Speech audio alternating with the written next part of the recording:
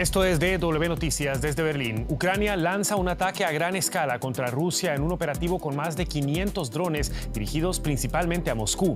El ataque en la madrugada del domingo cobró varias vidas en lo que representa una de las agresiones más significativas del ejército ucraniano desde la invasión rusa en 2022. Estos son nuestros titulares.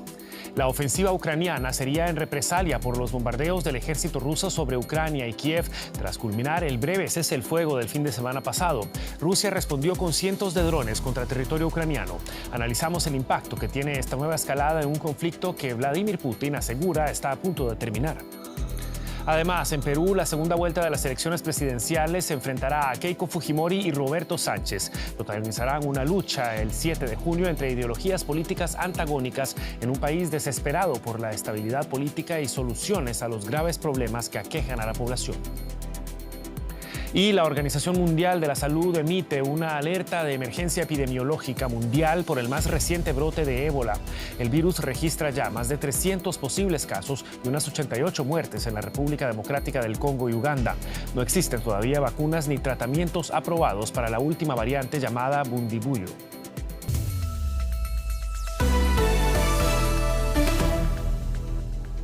Los saluda Javier Arguedas. Gracias por informarse con nosotros.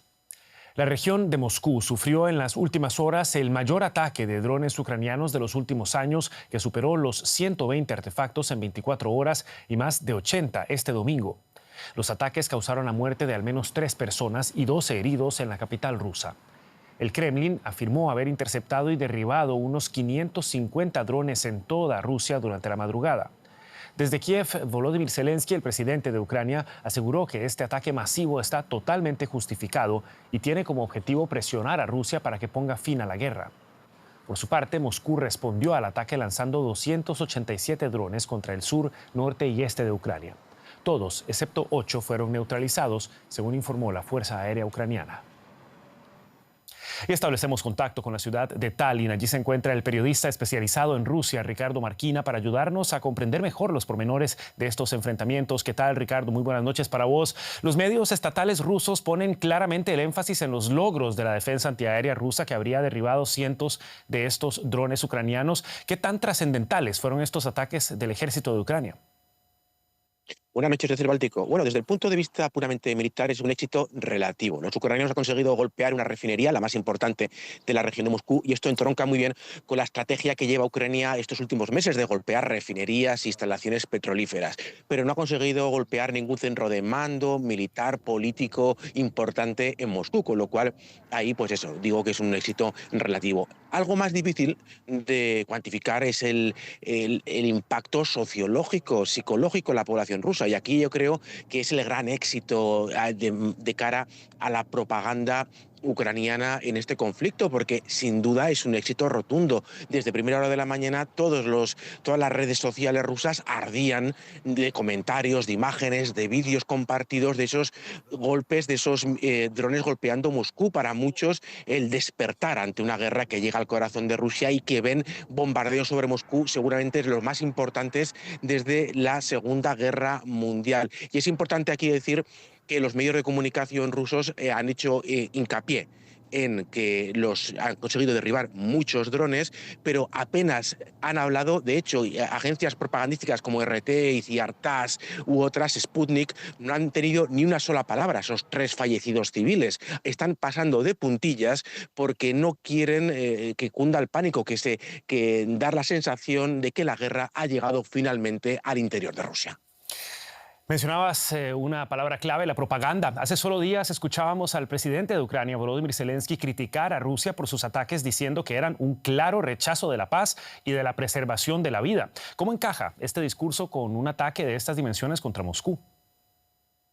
El propio Zelensky ha dicho hace pocas horas que este ataque está más que justificado como una represalia, sobre todo después del último ataque, el brutal ataque hecho por Rusia esta semana, que dejó 23 muertos civiles, 3 de ellos niños pequeños, cuando un misil balístico, esto es muy importante, un misil balístico destruyó completamente un edificio de viviendas, como donde viven ustedes o vivo yo, un edificio civil. Entonces es importante entender esto, porque los ucranianos están atacando muchas ciudades, no solo Moscú. Hemos visto ataques con drones en Moscú, Ekaterimburgo, Perm, San Petersburgo, Ryazán, Kaluga, innumerables ciudades rusas, pero con drones.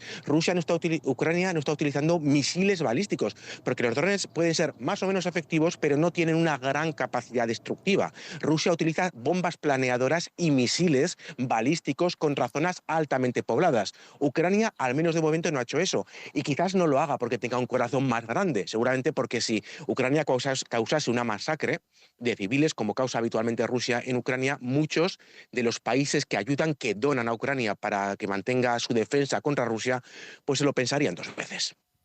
Ricardo Marquina, desglosando para nosotros los pormenores de los últimos enfrentamientos entre Rusia y Ucrania. Muchísimas gracias, Ricardo. Hasta la próxima. A ustedes. El primer ministro de Israel, Benjamin Netanyahu, y el presidente de Estados Unidos, Donald Trump, hablaron el domingo por teléfono sobre las tensiones en Medio Oriente y la situación de las negociaciones de paz con Irán. Según el diario israelí Haaretz, Netanyahu y Trump abordaron además el conflicto en el Líbano y los recientes ataques a Gaza. Tras la conversación, Trump amenazó al liderazgo iraní sugiriendo que las hostilidades con el país persa podrían reanudarse y publicó en su red Truth Social que, cito, no quedará nada de ellos si no se mueven en las negociaciones. Por su parte, Netanyahu convocó a su gabinete de seguridad tras la llamada. El jefe de gobierno israelí comentó que habla con Washington con frecuencia y que estaba interesado en escuchar las impresiones de Trump tras su viaje a China. El periodista José Díaz Briceño se encuentra en Washington para ofrecernos más detalles sobre esta llamada. ¿Qué tal, José? Un gusto saludarte. ¿Qué más detalles se conocen sobre este intercambio entre Trump y Netanyahu? El presidente Trump pasa este domingo jugando golf a las orillas del río Potomac en su centro de golf muy cercano aquí a la ciudad de Washington, en el estado de Virginia. Y sobre esta llamada en específica, la Casa Blanca ha sido sumamente hermética al no dar a conocer pormenores sobre lo abordado y, sin embargo, como sabemos, el tema de Irán ha sido central, así como la evaluación que el presidente Trump hace, de acuerdo con el propio primer ministro Netanyahu, de su visita a China. También hay que decir que esta solo es la última de varias llamadas con aliados que ha sostenido el presidente Trump para informar sobre sus impresiones de su viaje a Beijing. Ya antes lo hizo el viernes con el primer ministro, la primera ministra de Japón, el canciller alemán y también la presidenta de México. Y sin embargo, el lugar que ocupa el señor Netanyahu, el primer ministro israelí, en las relaciones internacionales de la administración Trump es particularmente central. Al menos de 7 veces Netanyahu ha visitado la Casa Blanca y, como bien dice él, habla cotidianamente con Trump. Así es que no sería sorpresa que se estuvieran alineando algún tipo de posturas luego de que ha pasado más de 2 meses de que iniciara la guerra con Irán sin terminar con los objetivos que ambos lados habían planteado. Todo esto, José, mientras en Israel se conoce que el Gabinete de Seguridad fue convocado por el primer ministro Benjamin Netanyahu para abordar posibles ataques contra Irán en conjunto con Estados Unidos. ¿Qué informaciones circulan en Washington sobre esta posible nueva ofensiva?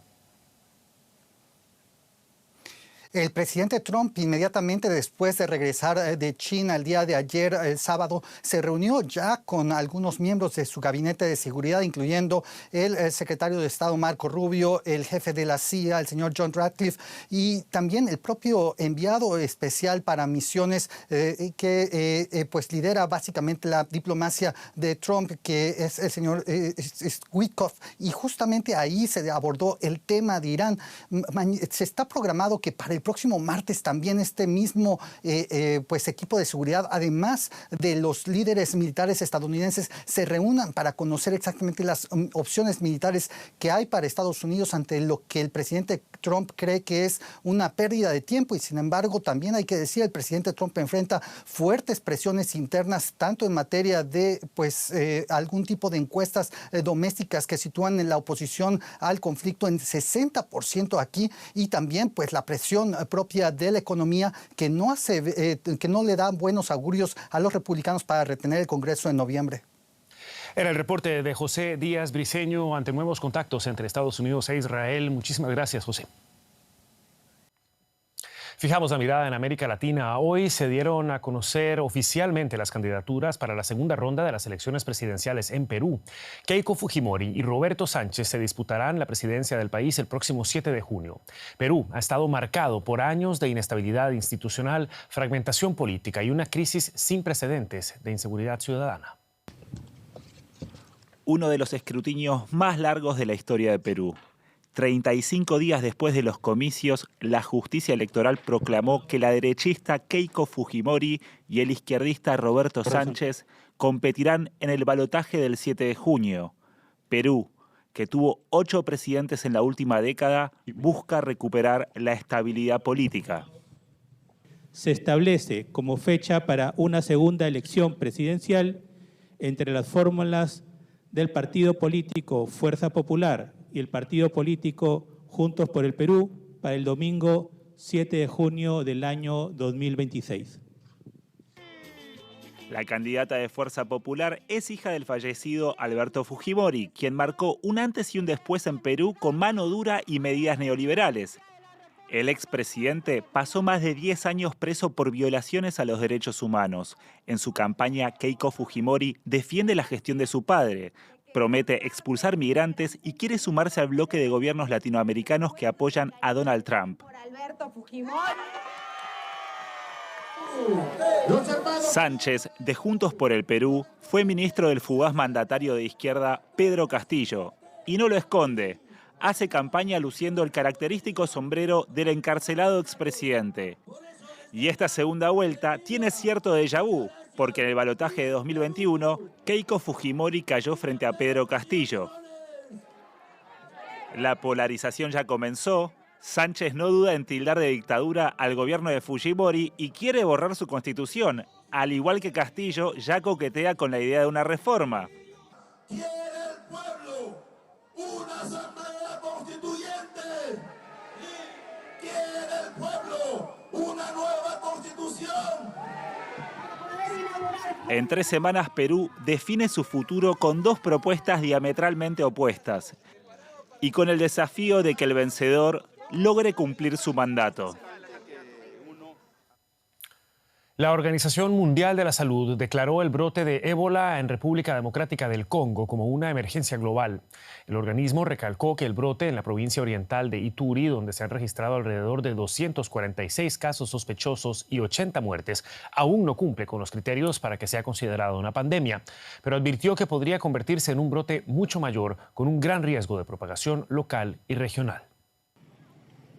Decenas de muertes por el último brote de ébola se contabilizan ya en la provincia de Ituri, en la República Democrática del Congo. Las autoridades anunciaron el brote este viernes, semanas después de que aparecieran los primeros casos. Tenemos mucho miedo. Desde inicios de mayo han muerto muchas personas y siguen muriendo. Lo que sucede es que si alguien tiene dolor de cabeza, fiebre o dolor de estómago, al cabo de un rato muere. Cerca de aquí había un joven de menos de 30 años, llegó al pueblo ayer y hoy nos hemos enterado de que ha fallecido. El ébola es altamente contagioso, se transmite a través de los fluidos corporales y tiene una elevada tasa de mortalidad. Las autoridades han confirmado que este brote está causado por la rara cepa Bundibugyo para la que no hay vacuna. Ya se han registrado casos a cientos de kilómetros de distancia en la capital Kinshasa y al otro lado de la frontera en Uganda. Pero como el brote se concentra principalmente en zonas remotas, muy pocas muestras se han analizado en laboratorios. La Organización Mundial de la Salud advierte de que la propagación podría ser mucho mayor de lo detectado, en especial en zonas con conflictos armados y desplazados.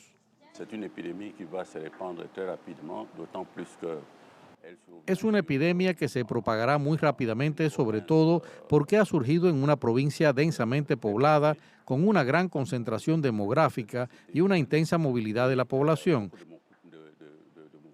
Y está también la complicación añadida de que hay muchos grupos armados en esta provincia. Eso es lo que hará que gestionar esta epidemia resulte muy, pero que muy difícil. La OMS asegura que el brote no cumple los criterios de una pandemia como la COVID-19 y desaconseja el cierre de fronteras, pero llama a la cooperación internacional para intentar frenar urgentemente la propagación de la enfermedad.